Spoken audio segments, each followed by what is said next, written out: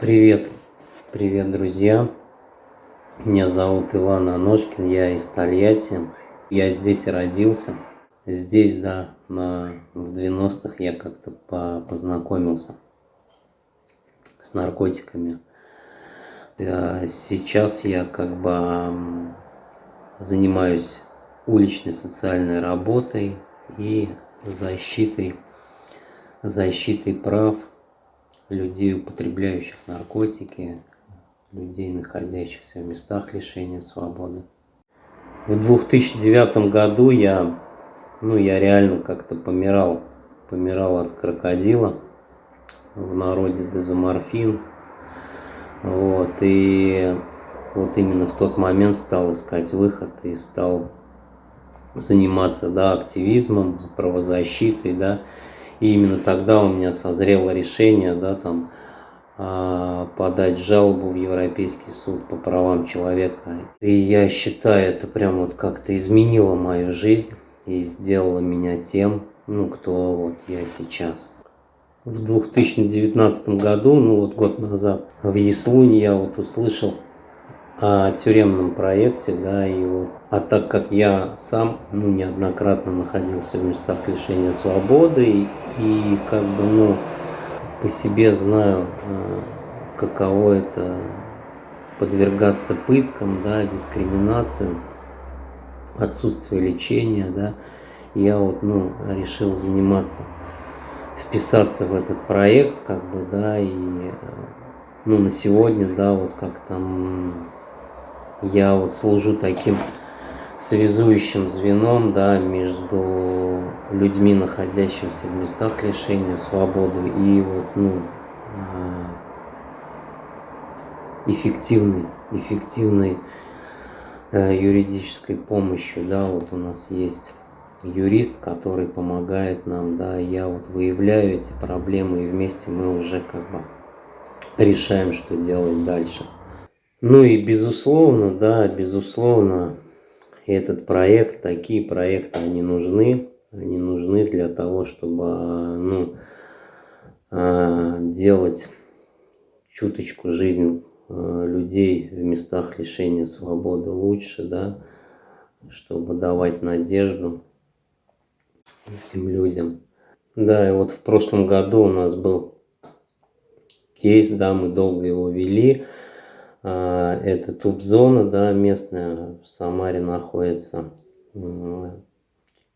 Человек, там ВИЧ, туберкулез, гепатит, реально помирал. Неоднократно отказывали в актировке, мы писали различные жалобы, и в итоге, у нас получилось, помочь человеку освободиться, через Европейский суд, по правам человека писали жалобу, и потом, в областном суде его, освободили, он 5 лет, ему оставалось сидеть по 2.2.8.4. Потом мы еще долго его сопровождали уже на свободе, ездили к нему в туберкулезную больницу,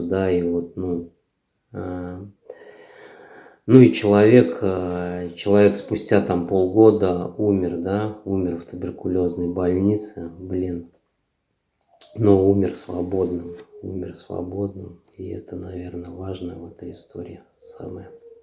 И таких случаев, таких кейсов, много, и, на самом деле, это сплошь и рядом происходит, права людей нарушаются, права людей, употребляющих наркотики, нарушаются, и, сейчас, подобный кейс, ведем, та же туберкулезная больница, и зачастую, основанием для отказа в актировке является, то, что не жизненно важные показатели, то, что, человеку, реально нужно,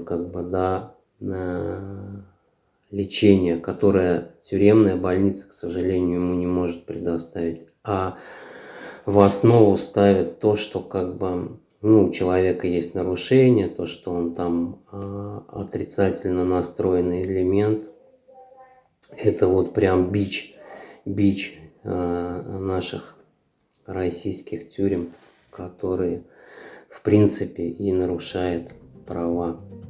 Ну и я думаю, да, наша задача, да, правозащитников и не только, да, вот, родителей, там, жен, вот, ну, как-то сделать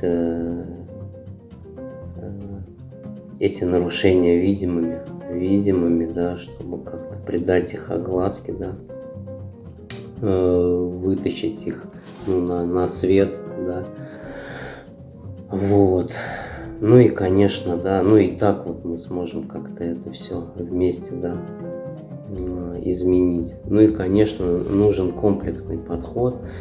Это ВИЧ, туберкулез, наркозависимость, да, ну, чтобы был комплексный подход, да. Ну, потому что если вот посмотреть, да, ну, реально зачастую, да, в местах лишения свободы сидят люди, употребляющие наркотики. Сидят за болезнь хроническую, и это, конечно, печально. Вот такая история.